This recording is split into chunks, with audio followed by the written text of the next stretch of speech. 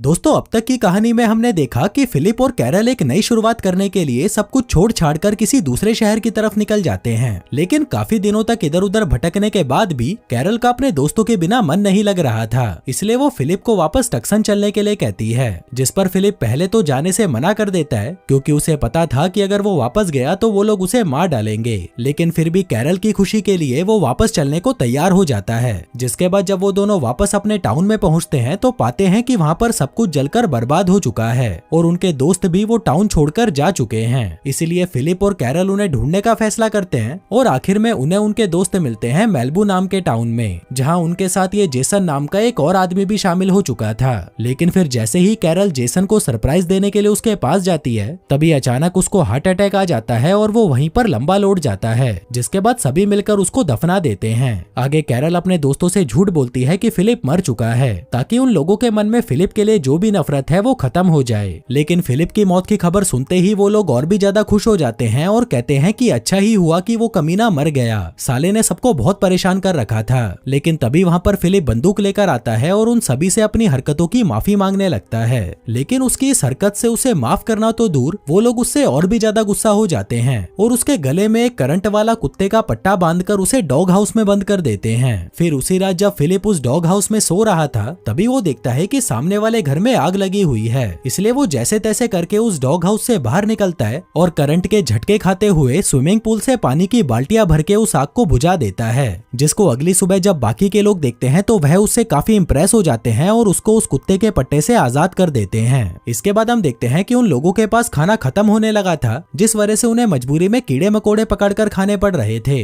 फिर ऐसे ही एक दिन जब फिलिप बाल्टी लेकर कीड़े पकड़ने का काम कर रहा था, तभी वो वहाँ पर टॉड को देखता है जो चुपके से कहीं पर जा रहा था। फिलिप उसका पीछा करने लगता है और वहाँ से एक कमरे में पहुँचता है जहाँ पर एक फ्रिज रखा हुआ था, जिसको वो जैसे ही खोल कर देखता है तो उसमें पड़ी हुई चीज देखकर उसकी आंखें फटी की फटी रह जाती है। उधर दूसरी तरफ लड़कियां खाने के डिब्बे गिन रही थी कि उनके पास कितने वक्त का खाना बचा है। इधर जब टॉड वापस उस फ्रिज के पास आता है, तभी फिलिप उसे रंगे हाथों पकड़ लेता है। कहता है कि भाई सच बता, तूने इस फ्रिज में क्या छुपा कर रखा है। टॉड घबराते हुए कहता है कि कुछ नहीं यार, कुछ भी तो नहीं है इसमें। फिलिप तुरंत फ्रिज का ढक्कन खोलता है, जिसके अंदर बहुत सारे चिकन के पैकेट पड़े थे, जिनको टॉड हर रोज बाकी लोगों से छुपाकर खाता था और वहीं बेचारे बाकी लोग मजबूरी में कीड़े मकोड़े खा रहे थे। फिलिप कहता है कि बेटा अब तो तेरी लग गई, जो कहकर वो भागने लगता है तो टॉड उसे रोकने के लिए उसके पीछे जाता है। लेकिन फिलिप तो वहीं पर खड़ा था। टॉड कहता है कि देख भाई, मुझे माफ कर दे, मैं फिर कभी ऐसा नहीं करूंगा। फिलिप कहता है कि अगर तेरा हो गया हो तो मेरी भी सुन ले, अब जल्दी से अंदर जाओ और चिकन फ्राई कर। जिसके बाद वो दोनों मिलकर उस चिकन को पकाते हैं और खूब मजे से खाने लगते हैं। फिलिप कहता है कि सॉरी यार, मैंने तेरे साथ जो भी गलत किया मैं उसके लिए माफी मांगता हूँ।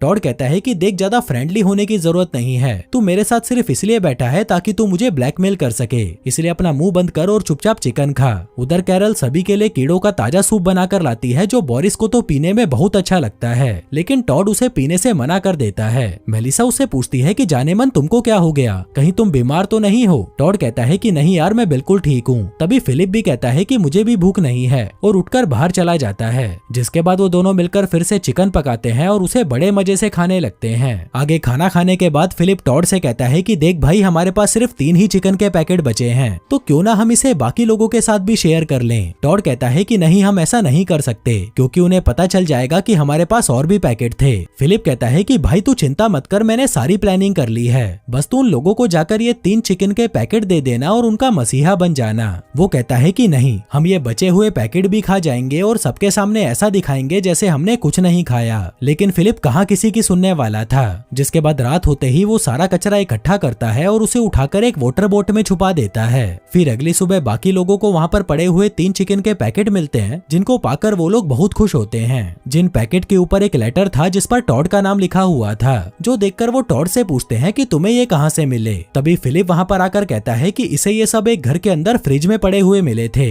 जो बात इसने मुझे कल बताई थी, लेकिन मैंने ये बात तुम लोगों को इसलिए नहीं बताई क्योंकि टॉड तुम लोगों को सरप्राइज देना चाहता था। फिर उनके जाने के बाद टॉड फिलिप से कहता है कि मैंने तुझे बोला था ना कि ऐसा मत करना। अब देख, उन लोगों को चिकन के बारे में पता चल चुका है और अगर उन्हें बाकी के पैकेट भी मिल गए तो हमारी लग गई समझ। फिलिप कहता है कि भाई तू उसकी बिल्कुल भी चिंता मत कर, क्योंकि मैंने सारा कचरा ठिकाने लगा दिया है। इसी बीच बोरिस समुद्र के बीच में कुछ अजीब सा देखता है और सभी को वहाँ पर बुलाता है, जहाँ फिलिप जब दूरबीन से बाहर देखता है तो वह पाता है कि उसने जो कचरे वाली वाटर बोट पानी में छोड़ी थी वो वापस घूमकर उन्हीं के पास आ रही है, जो देखकर टॉड को बहुत गुस्सा आता है और वो फिलिप को घूरने लगता है। तभी फिलिप भागकर उस बोट के पास जाता है और उस कचरे को इकट्ठा करने की कोशिश करता है, लेकिन इसी बीच बाकी लोग भी वहाँ पर पहुँच जाते हैं और उस कचरे को देखकर समझ जाते हैं कि इन दोनों ने मिलकर जरूर कोई कांड किया है। तभी मेलिसा टॉड से कहती है कि चल अब जल्दी से सच बोल दे, जिस पर टॉड कहता है कि दोस्तों ये सारी गलती मेरी है, ये सारा चिकन मुझे मिला था और मैं इसे अकेला खा गया।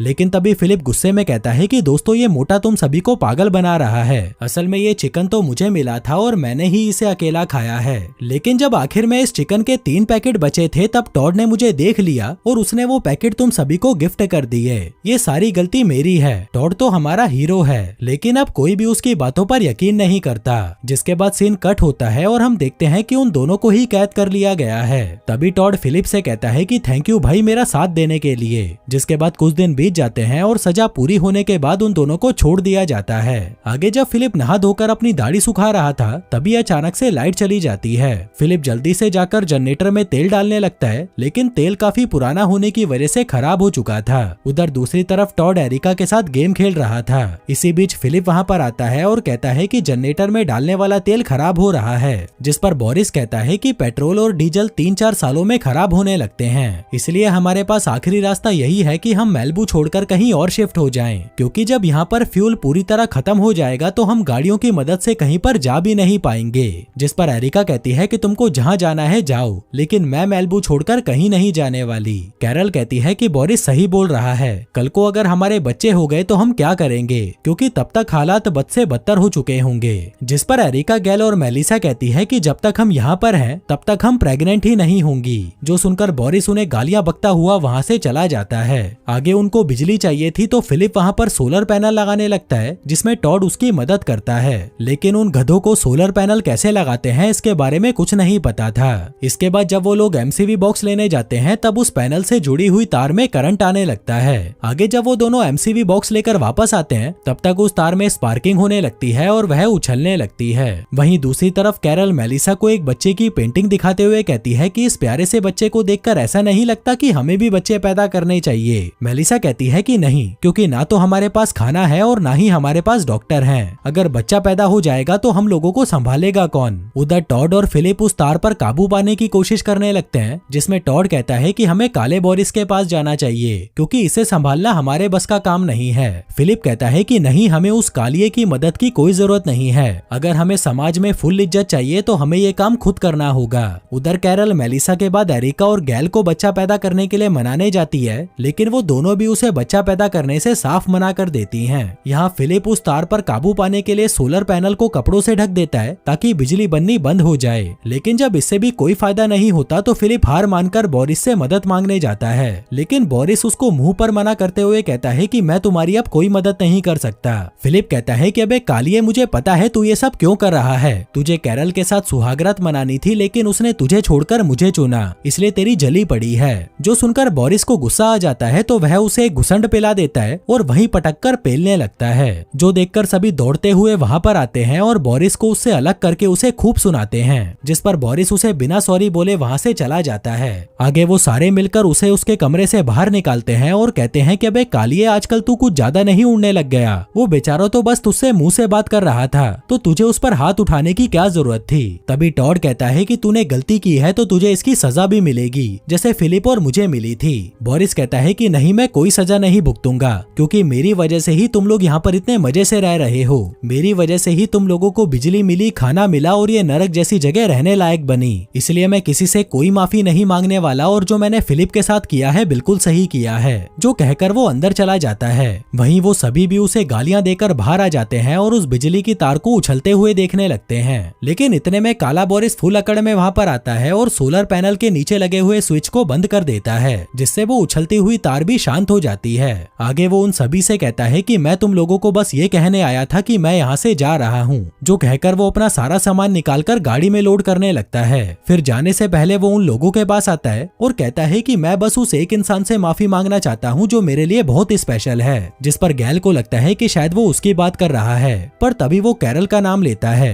कहता है कि यहाँ मौजूद सभी लड़कियां मेरे साथ सुहागरात मनाने के लिए मरी जा रही हैं, लेकिन मुझे ये समझ नहीं आता कि तुमने इस फिलिप में ऐसा क्या देखा। ये साला एक नंबर का गधा है, इसने तुम्हें धोखा दिया, टॉड को मारने की कोशिश की, मुझे मारने की कोशिश की, यहाँ तक कि गैल और एरिका से झूठ बोलकर उन्हें साथ में बजाने की भी कोशिश की। इसलिए मेरी बात मान और इस घटिया आदमी को छोड़कर मेरे साथ चल, मैं तुझे वो मजे दूंगा जो ये साला तुझे 10 जन्मों में भी नहीं दे सकता। तो बोल क्या बोलती है तू, चलेगी मेरे साथ? लेकिन इससे पहले कि कैरल उसे कोई जवाब देती, गैल अचानक से कहती है कि अबे कालिए, मैं तेरे बच्चे की माँ बनने वाली हूँ। जो सुनकर बोरिस सुन पड़ जाता है और गैल दुखी होकर अंदर चली जाती है, जिसके बाद कैरल भी उसे मना करके वहाँ से चली जाती है। आगे बोरिस गैल के पीछे उसके कमरे में आता है और उससे माफी मांगने लगता है, कहता है कि मेरी जान, मुझे सच में नहीं पता था कि तू प्रेग्नेंट है, नहीं तो मैं कैरल को वो सब कभी नहीं कहता। जिस पर एरिका कहती है कि ठीक है, तुझे जो बोलना था बोल दिया, अब चुपचाप यहाँ से निकल जा क्योंकि तेरे और गैल के बीच अब कुछ नहीं बचा। उधर फिलिप कैरल से कहता है कि यार उस कालिए ने मुझे मारा और तुझे अपने साथ ले जाने की कोशिश की, इसके बाद भी वो यहाँ पर क्यों है? कैरल कहती है कि ये तो अच्छा ही हुआ ना, क्योंकि अब सभी तुझ पर तरस खाने लगेंगे। वो कहता है कि नहीं यार, मुझे किसी की भी सिंपैथी की जरूरत नहीं है। और तभी अगले सीन में वो अपनी आंख पर आइस पैड लगाकर जोर जोर से कराहने लगता है, जैसे कि उसे बहुत जोर का दर्द हो रहा हो, लेकिन कोई भी उस पर ध्यान नहीं दे रहा था।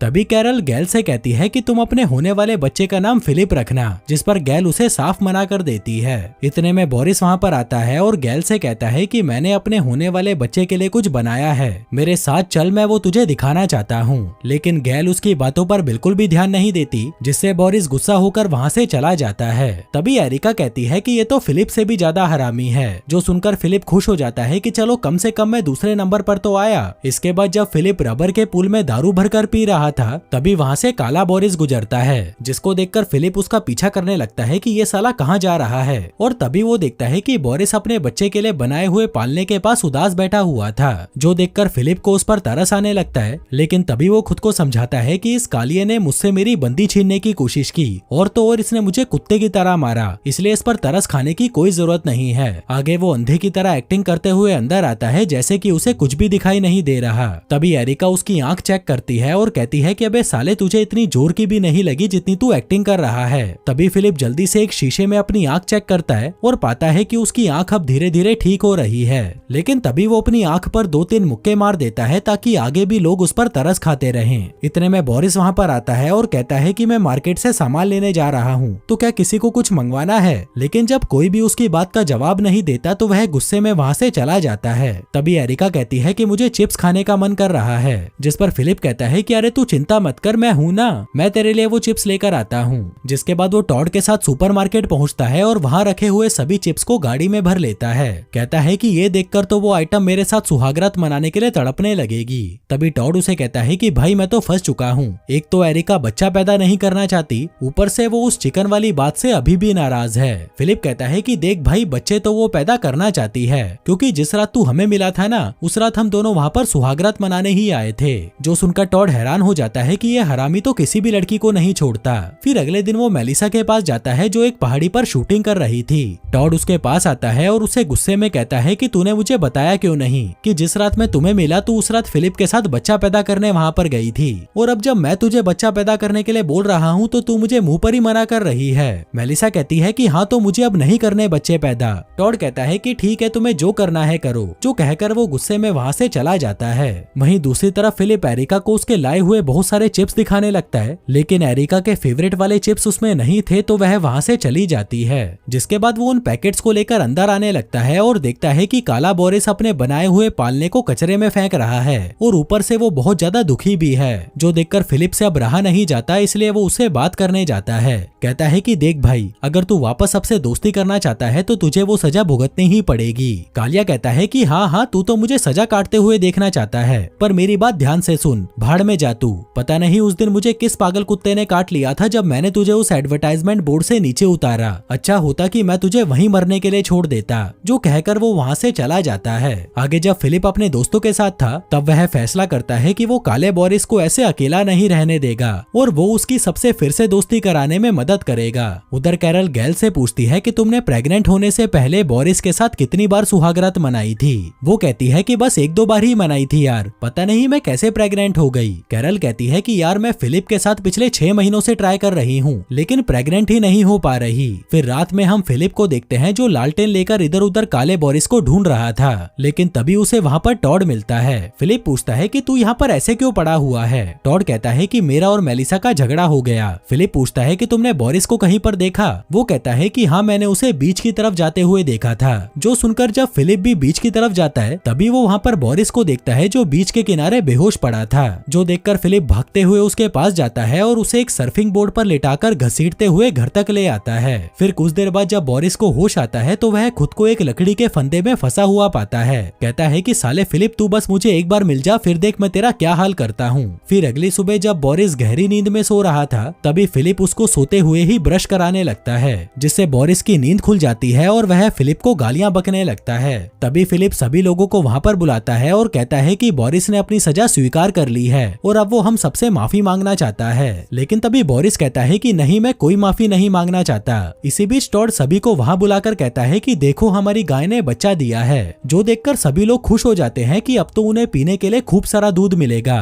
तभी टॉड कहता है कि अगर गाय ने बच्चा दिया है तो इसका मतलब यहाँ पर कोई बैल भी होगा जिसे हमें ढूंढना चाहिए। आगे फिलिप बोरिस के पास आता है और उसे बताता है कि हमारी गाय ने एक बछड़ा दिया है और हम सभी मिलकर उसके बाप को ढूंढने जा रहे हैं। बोरिस कहता है कि भाई यार मुझे भी अपने साथ ले चलो, मैं भी उस बैल को ढूंढने में मदद करना चाहता हूँ। फिलिप कहता है कि तेरा आइडिया तो बढ़िया है, इससे तू फिर से अपने दोस्तों की नजर में अच्छा बन जाएगा और मैं भी जल्दी से सभी को बुलाकर उनसे इस बारे में बात करता हूँ। उधर टॉड जैसे ही एरिका को बुलाने उसके कमरे में जाता है वो देखता है कि एरिका एक पुतले के साथ मजदूरी करने की कोशिश कर रही होती है। आगे फिलिप सभी से कहता है कि हमें बैल को ढूंढने के लिए काले बोरिस की भी मदद लेनी चाहिए क्योंकि हम सभी एक फैमिली है। जो बात उन सभी को ठीक लगती है तो वह सभी इसके लिए मान जाते हैं। जिसके बाद काले बोरिस को उस फंदे से निकाल दिया जाता है, लेकिन तभी बोरिस सीधा जाकर अपनी कार में बैठता है और फिलिप से कहता है कि सभी से जाकर कह देना कि मेरा तुम लोगों से कोई रिश्ता नहीं है, इसलिए मैं यहाँ से जा रहा हूँ। जो कहकर वो वहाँ से चला जाता है। फिर फिलिप ये बात जाकर सभी को बता देता है, जो सुनकर गैल को बहुत बुरा लगता है और वो कहती है कि अच्छा ही हुआ वो साला चला गया, चलो हम सब बैल को ढूंढने चलते हैं। वहीं ऊपर स्पेस में माइक नाम का आदमी लगातार धरती पर कांटेक्ट करने की कोशिश कर रहा था, लेकिन इसका कोई फायदा नहीं होता। उधर मेलिसा टॉड के पास आती है और उसे छेड़ने लगती है, जिस पर टॉड भी उसे गुस्से में कहता है कि शायद हमें हमारे रिश्ते को थोड़ा ब्रेक देना चाहिए। मेलिसा कहती है कि थोड़ा ब्रेक क्यों, मैं तो परमानेंट तुमसे ब्रेकअप करना चाहती हूँ। जो कहकर वो वहाँ से चली जाती है। आगे टॉड ये बात जाकर एरिका को बताता है और फूट फूट कर रोने लगता है, जिसको चुप कराते कराते एरिका उसके करीब आने लगती है। जिसके बाद वो दोनों वहीं पर ताबड़तोड़ मजदूरी करना शुरू कर देते हैं। फिर रात में फिलिप सभी से कहता है कि हमें काले बोरिस को जाकर ढूंढना चाहिए। ऐसा तो नहीं है कि हम सभी दूध के धुले हैं, हमसे भी बहुत सारी गलतियां हुई हैं। जो सुनकर सभी एक दूसरे को उनकी गलतियां गिनाने लगते हैं और फिर गुस्से में वहाँ से चले जाते हैं। अगली सुबह फिर से सभी साथ में बैठे हुए थे, लेकिन कोई भी किसी से बात नहीं कर रहा था। लेकिन तभी अचानक वहाँ पर वो बैल आ जाता है जिसको वो सभी कल से कुत्तों की तरह ढूंढ रहे थे। जिसके बाद वो सभी एक साथ उस बैल पर बेहोशी वाले इंजेक्शन ठोक देते हैं, जिससे वो बैल बेहोश हो जाता है। इसी दौरान बोरिस भी वहाँ पर आता है, जिससे हम समझ जाते हैं कि उस बैल को यहाँ पर बोरिस लेकर आया था। फिर रात को सभी मिलकर डिनर करते हैं और अगली सुबह क्रिसमस के मौके पर वो लोग पूरे घर को सजा देते हैं और फिर सभी मिलकर एक दूसरे को गिफ्ट देने वाला गेम खेलते हैं। उधर टॉड और एरिका चुपके चुपके एक दूसरे के साथ चुम्मा चाटी करने में लगे थे। आगे सभी लोग एक दूसरे को गिफ्ट दे रहे थे, जिसमें गैल कैरल को एक चेयर और एक ड्रेस गिफ्ट करती है, जिसको पाकर वह बहुत खुश हो जाती है। उधर टॉड एरिका के लिए एक विंटेज कार लेकर आता है, जो देखकर एरिका उसे किस करने की कोशिश करती है, पर क्योंकि वहाँ पर और भी लोग थे तो वह रुक जाती है। फिर गिफ्ट देने की बारी फिलिप की थी, जो उन लोगों के लिए एक यॉट लेकर आया था, जिसे देखकर वो सभी बहुत खुश हो जाते हैं। लेकिन उन लोगों की ये खुशी ज्यादा देर तक नहीं टिकती, क्योंकि फिलिप ने उस यॉट में एक बम लगा रखा था और तभी वो उस यॉट को उड़ा देता है। जो देखकर किसी को भी अच्छा नहीं लगता तो वो लोग वहाँ से चले जाते हैं। आगे कैरल की बारी आती है, जिसमें वो मेलिसा को शूज गिफ्ट करती है, जिसको उसने अपने अपने हाथों से सजाया था। जिसके बाद मेलिसा की बारी आती है तो वह टॉड को प्रॉम किंग का रिबन गिफ्ट करती है, क्योंकि वो आज तक कभी भी प्रॉम किंग नहीं बन पाया था। लेकिन टॉड उस रिबन को सोफे पर बैठते ही उतार कर फेंक देता है, जो देखकर मेलिसा को बिल्कुल भी अच्छा नहीं लगता। इसके बाद बारी थी एरिका की, जिसे बोरिस को गिफ्ट देना था, लेकिन वो उसके लिए कुछ भी लेकर नहीं आई थी, इसलिए वो उसे वहीं पर पड़ी हुई एक बॉल उठाकर दे देती है। जिसके बाद बोरिस की बारी आती है तो वह गैल को एक अल्ट्रासाउंड मशीन गिफ्ट करता है, जिसकी मदद से वो अपने बच्चे को देख सकती थी, जो गिफ्ट अब तक का सबसे बेहतरीन गिफ्ट था। फिर रात में जब सभी साथ में बैठे थे तभी मेलिसा वहाँ पर आती है और टॉड से कहती है कि देख यार, तेरे अलावा मैं किसी और के साथ सुहागरात नहीं मनाना चाहती, इसलिए मैं चाहती हूँ कि तू फिर से मेरा बॉयफ्रेंड बन जाए। जो कहकर वो अपने घुटनों पर बैठती है और टॉड को विल यू मैरी मी बोलने लगती है। लेकिन इससे पहले कि टॉड उसे कोई जवाब देता तभी काले बोरिस के पेट में अचानक बहुत जोर से दर्द उठने लगता है, जो देखकर वो सभी उसे उठाकर बेडरूम में ले आते हैं। तभी फिलिप उसके पास आता है और कहता है कि भाई तुझे गैस हुई है और कुछ भी नहीं, इसलिए जल्दी से 2-4 जहरीले पाद मार और तेरा ये दर्द 2 मिनट में ठीक हो जाएगा। उधर एरिका एक किताब में पढ़कर बताती है कि शायद इसे अपेंडिक्स का दर्द हो रहा है और इसे ठीक करने के लिए हमें इसका ऑपरेशन करना होगा। फिलिप कहता है तो फिर देख क्या रही है, जल्दी से ऑपरेशन की तैयारी कर। एरिका कहती है कि मैं कैसे करूँ ऑपरेशन, मैं कोई डॉक्टर थोड़ी ना हूँ, जो कहकर वो वहाँ से चली जाती है।